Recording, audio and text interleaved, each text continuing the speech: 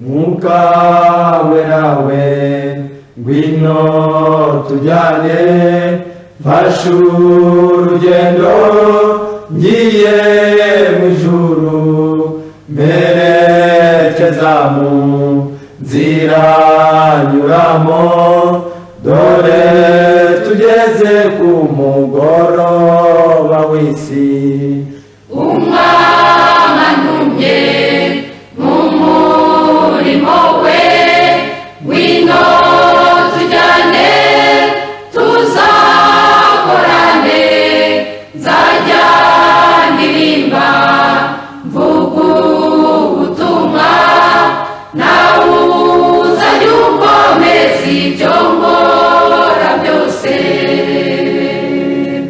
mbatiza Umwuka Wera yuzuza imbaraga mvuge mu ndimi z'amanyure nkora ibitangaza mbatiza Umwuka Wera yuzuza imbaraga binkorere nk'uko wabikoreye abakera cana umuriro umutima wanjye uhore waka ubudatuza unkozi ikara ryaka umunwa unkozi ikara ryaka ku rurimi ndi hano mwami none untuma Umwuka Wera azashoboza azayavuga ku Mana Data azajya asabira nkiri hano mu isi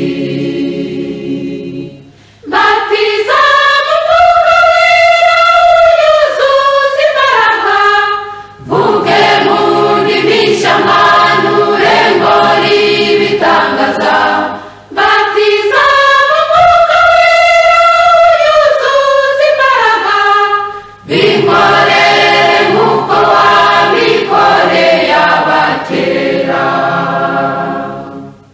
Umwuka Wera we nkomeza cyane ungire nk'ibuye ry'urutare njye gutanura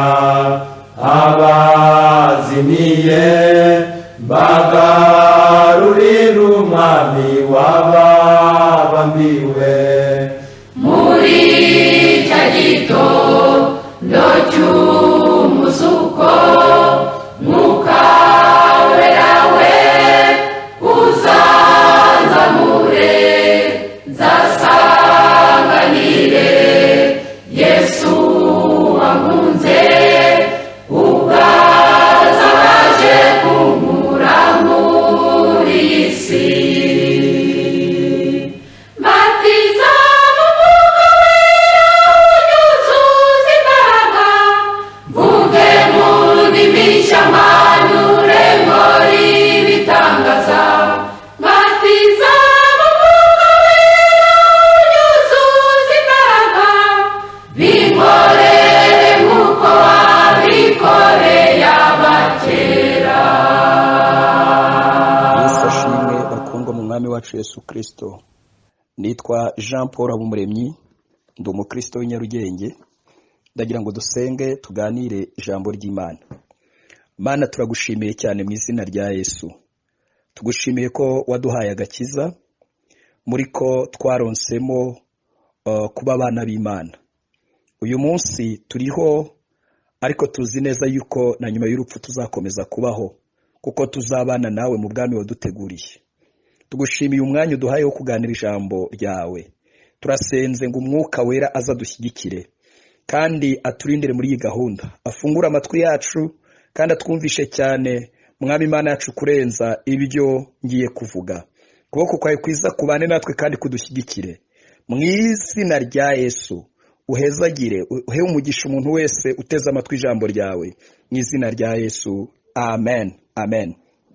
ndagira ngo dusome ijambo ry'Imana mu byakozwe n'intumwa igice cya mbere. Turasoma imirongo 3 muri icyo gice cya mbere, umurongo wa 4 n'uwa 5 ndetse n'uwa 8.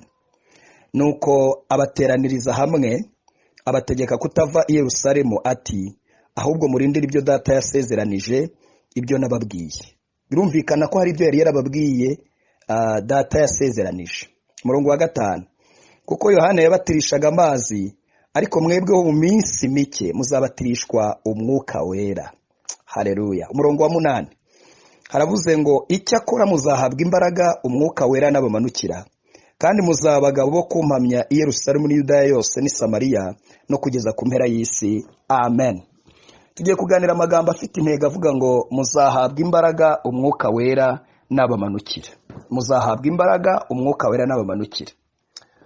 Bakundwa mu mwami Yesu, iyo umuntu amaze gukizwa cyangwa se akabatizwa wa mubatizo twita umubatizo wo mu mazi, umubatizo umuntu abatizwa ruko yize inyigisho z'umubatizo, bakamutangira ubuhamya. Iyo ni imihango tuzi ibera mu rusengero, umuntu akabatizwa, bagakora iminsi mikuru ku babishobora. Icyo gihe agomba kugira inyota yo gushaka kubatizwa undi mubatizo witwa umubatizo w'Umwuka Wera. Uwaba yarabatijwe mu Mwuka Wera we akwiriye guhora buri munsi asaba Imana guhora imwuzuza, kuko aho dukorera, aho tuba, bitewe n'intambara y'umwuka turwana nayo, umuntu aragabanukirwa, umuntu agenda acika intege, umuntu agenda ananirwa. Ariko tugomba gusubira imbere ya Yesu, kuko niwe muyobozi wo mubatizo, akongera akatwuzuza imbaraga z'Umwuka Wera. Imana ishimwe cyane. Natangaye cyane kubera iki dukeneye kubatizwa uyu mubatizo w'Umwuka Wera. Iyo usomye biriya witonze, usanga umuntu wese ukijijwe akakira Yesu umwami n'umukiza, ahita yinjizwa mu kirere cy'intambara y'umwuka. Atangira kurwara intambara zikomeye. Izo ntambara zikomeye ntabwo umuntu azirwanisha imbaraga z'uyu mubiri, ntabwo azirwanisha imbaraga z'amadiplome cyangwa imbaraga z'ubwiza cyangwa imbaraga z'imiryango dufite, ntabwo azirwanisha imbaraga z'amasasu n'ibindi umuntu yakoresha. Oya, zirwanishwa imbaraga z'Umwuka Wera. Kandi nyuma y'uko umuntu akijijwe, Imana itangira kuduhamagarira imihamagaro itandukanye.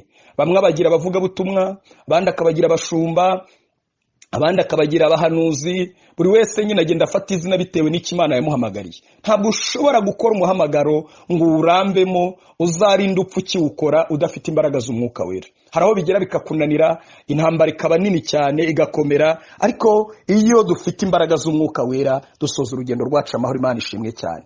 Ndagira ngo mvuge ikintu gikomeye kuri izi nkuru dusomye. Ni amagambo Yesu abwiye abigishwa mu bihe bye bya nyuma byo kubasezera, ari hafi kuzamuka ngo asubire mu ijuru. Yari yarazutse.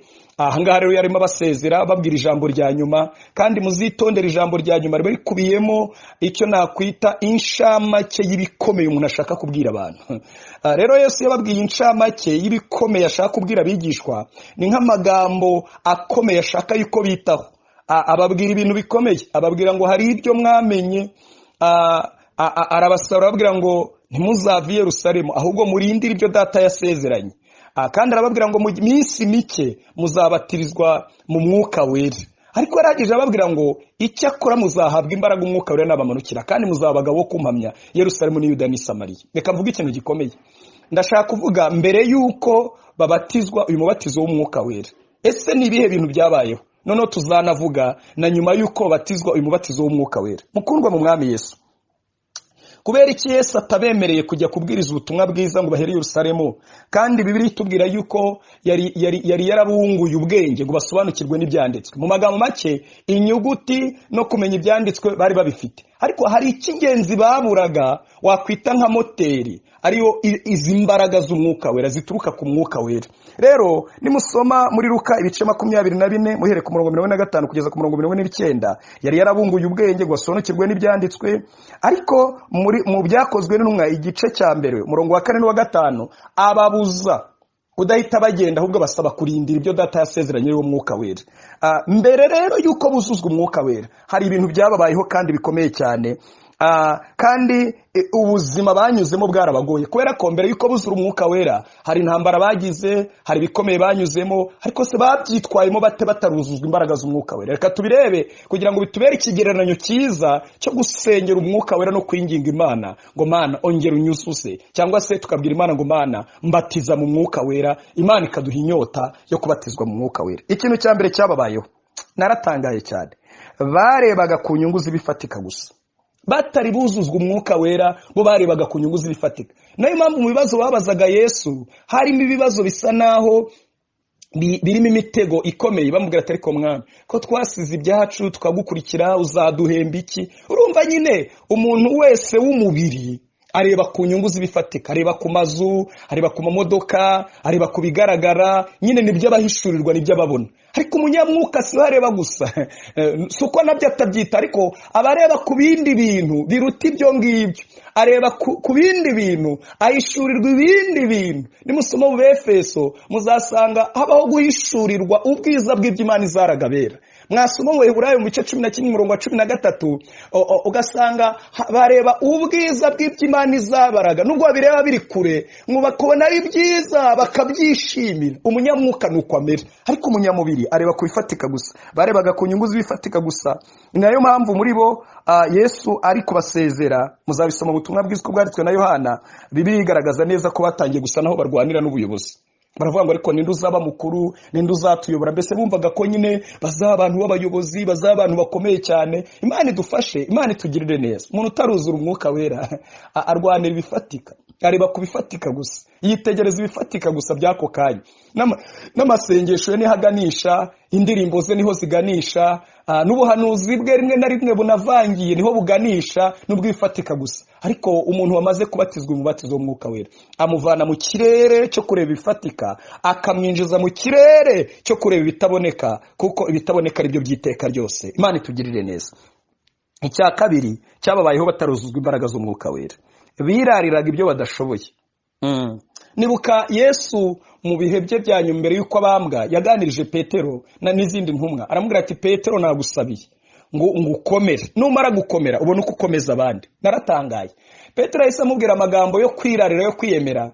Nyine yari afite ukuntu yiyumva, murabyibuka ko yari anafite n'inkota, yari umuzerote, donc umwuka w'ubuzerote wari ukimurimo, yumva ni imbaraga. Ariko ikirere bari bagiye kurwaniramo ntabwo ari ikirere cyasabaga imbaraga z'inkota cyangwa imbaraga z'ubuzerote, cyari ikirere gisaba imbaraga z'umwuka wera. Petero aramubwira ngo mwami, uretse no kujyana nawe muri iyo mibabaro niteguye no gupfana nawe. Yesu aramureba aramubwira ati Petero, inkoko itarabika uraba umaze kunyihakana gatatu. Petero aramubwira ati wapigiye turajyana, turaba turi kumwe. Nibaza ko n'abandi bigishwa bashobora kuba ari ibintu babwiye Yesu bitewe nuko biyumvaga, baravuga ati mwami tuzabana, ariko ngo baterwe n'igitero kije gufata Yesu. Petero yahise arwaniye umubiri, aca umuntu gutwi, umwe mu bari kumwe n'itsinda ryaje gufata Yesu. Yesu aramubwira ngo Petero, intambara urwanye ntabwo ariyo turi kurwana, urimo urarwana intambara y'umubiri. Naratangaye bene data, iyo umuntu ataruzuzwa imbaraga z'umwuka wera akenshi yirarira ibyo atashoboye mu Mana, ibyo atashobora mu Mana. Aramya Imana akavuga ati turagukunda, akanabishyira no mu Cyongereza, we love you so much more, Mana we I surrender all. Ariko byagera mu bihe bikomeye, byagera mu bihe bigoye, imyaka yatinda yo gushaka, yatinda kubona umwana yarashatse, yatinda kubona akazi akirangiza amashuri, rimwe na rimwe bakihakana umwami Yesu kubera ko nta mbaraga zibatambutsa muri icyo kirere. Ni ikirere gitambukwamo n'abantu buzuye imbaraga z'umwuka we. Ndakwinginga mwene data, imbaraga zose waba ufite ukeneye kubatizwa umubatizo w'umwuka wera, ndetse ukeneye kongera kuzuzwa kubera ko wagabanukiwe. Imana idushyigikire cyane. Icya gatatu cyababayeho gikomeye bataruzuzwa imbaraga z'umwuka wera ni ukwihakana Yesu no kumuhana mu bihe bikomeye. Nibuka yuko Yesu yageze ajya mu bihe bikomeye, agaca imbere y'abacamanza, bamucira urubanza, baramukatira, bamuzamura igorogota, bamugejeje igorogota, bagombaga nyine kumubamba. Bamaze kumubamba aza no gupfa, amaze gupfa bajya no kumuhamba. Muri aho hantu nta wajyanye nawe, kandi birariraga, bajyaga bavuga ibintu bikomeye, bakavuga tuzagumana, tuzabana. Buriya Bibiliya nuko ivuga ibintu bike, bashaka ko baramubwira ati mwami nukuri turagukunda, urabizi ko ari we tugukunda kandi tuzagumana. Ariko kubera yuko birariye ibintu bikomeye badashobora kubera ko imbaraga zibatambutsa muri icyo kirere zari imbaraga z'umwuka wera, ntabwo zari imbaraga z'umubiri. Reka nkubwire mukundwa mu mwami, mu rugendo rujya mu ijuru hari aho tugera ntidutambutswe n'imbaraga z'ubwiza, ntidutambutswe n'imbaraga z'amashuri twize, ntidutambutswe n'imbaraga z'imiryango tubamo, ntidutambutswe n'imbaraga z'ubuzima turimo, ahubwo tugatambutswa n'imbaraga z'umwuka wera. Biradusaba rero kongera kubwira Imana ngo Mana, sindabatizwa ariko mfite inyota, urugendo narushobora mfite imbaraga z'umwuka wera. Kandi umuririmbyi yaravuze ngo ubwo umwuka azabazaho muzahere ko mumenye yuko ndi kumwe namwe, byavuzwe n'umwami Yesu. Rero iyo twuzuye imbaraga z'umwuka wera ni ikimenyetso cy'uko Yesu turi kumwe, nubwo atagaragara, nubwo atambaye ikanzu nk'iyo yambaraga, nubwo atari kumwe natwe mu buryo bufatika bw'umubiri, ariko mu buryo bw'umwuka tuba turi kumwe. Ni ikimenyetso simusiga. Kandi umwuka wera ntabwo abana natwe mu masegonda, mu masaha agende, ahubwo agumana natwe ibihe byose. Ni ukugira ngo tudasigara nk'imfubyi, tudasigara nk'abasigaye nk'imfubyi. Imana igufashe, Imana ikugirire neza, Imana yongera iguhembure. Ikindi cyababayeho bataruzuzwa izi mbaraga z'umwuka wera, batarabatizwa umubatizo w'umwuka wera, bagiye basubira inyuma bagacogora rwose. Nimusoma muri Yohana 21 muzasanga nyuma yuko Yesu azutse nta bitangaza bikomeye yakoze. Ntabwo yigeze abaha amazu, ntiyigeze abaha amashuri muri Yerusalemu ngo bige, ntiyigeze abafunguriza konte, ahubwo yakomeje kubabwira ngo mbahaye amahoro yanjye muyagumane. Rero Petero atewe n'inzara, ashobora kuba atewe n'ibitekerezo byinshi njyaha bituma afata icyemezo, aravuga ati nsubiye ku nyanja ya Tiberiya muri ya mirimo yanjye. Asubira aho yavuye kera, aho umwami Yesu yamukuye akamubwira ngo nguhinduye umurobyi wo kuroba abantu, kuko mwibuke ko yari umurobyi w'amafi, ariko umwami Yesu amuhindurira imirimo. Ariko kubera kutagira imbaraga aracogora, asubiyeyo n'abandi baramukurikira, kubera ko babonaga bikomeye baramukurikira, bakurikira Petero, basubira ku nyanja ya Tiberiya kujya kuroba. Cyakora Yesu abasangayo yongera kubagarura. Bene data, abantu benshi bajya bacogora, bakava mu muhamagaro, bakava mu murimo w'Imana. Amasezerano agatinda umuntu agacogora. N'utuzuzwa umwuka wera, n'amasezerano ufite ntabwo uzashobora kuyarinda. Imana ishobora kuba yarakubwiye ibintu byinshi bikomeye, ariko imbaraga z'umwuka wera zitubashisha kwihangana dutegereje ibyo Imana yatubwiye. Imbaraga z'umwuka wera zitubashisha kwihanganira mu muhamagaro nubwo tutaba tubona inyungu z'ako kanya. Imbaraga z'umwuka wera zitubashisha kwirinda mu bihe bikomeye nubwo twaba duca ahantu handuye hameze hate. Imana idushyigikire kandi Imana idufashe cyane. Ikindi cyababayeho gikomeye kandi kikantera ubwoba, batari buzuzwa imbaraga z'umwuka wera, biyemeraga bitewe n'ibyo Imana yabakoresheje. Mwibuka ko Yesu yigeze kubaha umwanya muto wo kubereka imirimo itangaje, arangije abaha imbaraga, abaha ubutware ngo bagende bakize abarwayi, birukane n'abadayimoni. Baragiye barabikora, bamaze kubikora baraza, batangiye kuvuga inkuru z'ibyabaye. Baramubwira ati mwami, abadayimoni batwumviye, indwara twahushyeho ziragenda. Bamubwira amagambo arimo kwirarira gukomeye, ariko bashaka kwivuga ibyo bakoreshejwe, bafite ubwibone, bafite inarijye, bafite ukwishyira hejuru gukomeye cyane. Ariko Yesu ababwira amagambo, arababwira ngo mukwiriye kwishimira yuko amazina yanyu yanditswe mu gitabo cy'ubugingo. Ntabwo mukwiye kwishimira ko abadayimoni babumvira. Cyari ikintu gikomeye, kwari nko kubacalenjinga cyangwa se kubavangavanga, kuko bo bumvaga nyine bari hejuru, bumvaga bafite ukuntu bari hejuru. Reka nkubwire, umuntu wese utaruzuzwa izi mbaraga z'umwuka wera ashobora gukoreshwa ibintu bikomeye n'Imana, ariko kubera ko nta mwifato, ugasanga umwifato we usenya n'ibyo Imana yamukoresheje. Usenya ibyo avuga, arirata, ariyemera. Rimwe na rimwe muzabona uyu mwuka. Kandi ndashaka kubabwira kimwe mu kintu nshaka kubabwira gikomeye, nuko nubwo ururimi rushya, kuvuga mu ndimi nshya, ari cyo kimenyetso cyagiye kikunda kugaragara ku bantu bujujwe babatijwe umubatizo w'umwuka wera, ariko si cyo kimenyetso kirenze cyane mu bimenyetso byerekana ko umuntu yabatijwe mu mwuka wera. Ikimenyetso simusiga ni imbaraga umuntu yakira. Impamvu ushaka kubitandukanya, ndashaka kubaha urugero. Umuntu wese uturiye hafi ya Kongo ashobora kuvuga igiswahili cy'igikongomani. Utuye nk'Igisenyi n'ahandi hantu hatandukanye, cyangwa se muri Rubavu, ashobora kuvuga igiswahili cy'igikongomani. Ashobora kukivuga kubera iki? Kubera ko akunda kubana n'abakongomani. Rimwe na rimwe ntabwo bisobanuye ko afite ubwene gihugu bw'abakongomani. Ni nako umuntu ubana n'abanyamwuka ashobora kwigana ibyabo, ashobora kubipirata, ashobora guterwa n'umwuka wo kubipirata, ugasanga nyine nawe aravuga indimi, hariho n'abasigaye baziga. Rero ibyo si ikimenyetso simusiga, kuko usanga ahantu byaradutse umuntu akaza akavuga indimi minota 40, agakanga abantu akabibikamo ubwoba. Nubwo wenda kuzura umwuka wera ikimenyetso gikunda kugaragara ari ukuvuga mu ndimi, ariko ndashaka kubitandukanya. Biterwa n'uburemere bw'imbaraga wakiriye. kuko Yesu arababwiye ngo icyakora muzahabwa imbaraga umwuka wera nabamanukira kandi muzaba abagabo. kandi koko bamaze kuzura umwuka wera, yego bavuze mu ndimi, ariko babaye abagabo, bavuze ubutumwa, bahamije Imana mu buryo bukomeye cyane. reka babwire ikintu gikomeye. uzi ko Stefano, Bibiliya iravuga ngo yari yuzuye ubuntu bw'Imana, yuzuye n'umwuka wera, Imana imukoresha ibitangaza n'ibimenyetso. muribuka ko bamugambaniye, bamushinja ibinyoma, bamaze kumushinja ibinyoma bamukatira urwo kumutera amabuye. ariko naratangaye, uzi ko kubera imbaraga z'umwuka wera yapfukamye mu maraso asabira imbabazi abamuteraga amabuye bakomeje kuyamutera. nawe rimwe na rimwe twebwe ari usanga umuntu avuga indimi no kubabarira uwamuvuze byaramunaniye. ni ibimenyetso biri pirate, ni ibimenyetso bidasobanutse, ni ibimenyetso by'amapirate biri aho ngaho. kuko ikimenyetso cyo kuzuzwa umwuka wera cyangwa se cy'umubatizo w'umwuka wera ni uko umuntu agira imbaraga, akaba umugabo nyamugabo. aho abandi baguye akahanyura, mu bikombe abandi bagiye bagwamo wakabinyuramo, aho abandi bihakaniye Imana akayihamya, aho abandi basubiye inyuma kubera intare zitontoma agakomeza. imbaraga z'umwuka wera ziduhindura abagabo nyabagabo. Imana idufashe cyane kandi Imana itugirire neza. Stefano rero muramwibuka, icyo ni ikintu cya mbere, imbaraga zamubashije. yapfukamye mu maraso ababarira, aravuga ati data ubabarire kuko batazi icyo bakora. ikindi uzi ko Stefano ngo yagiye guhishurirwa, akabona Imana data, akabona n'umwami wacu Yesu Kristo ahagaze iburyo bw'Imana data, aravuga ngo yewe mbonye ijuru rikingutse.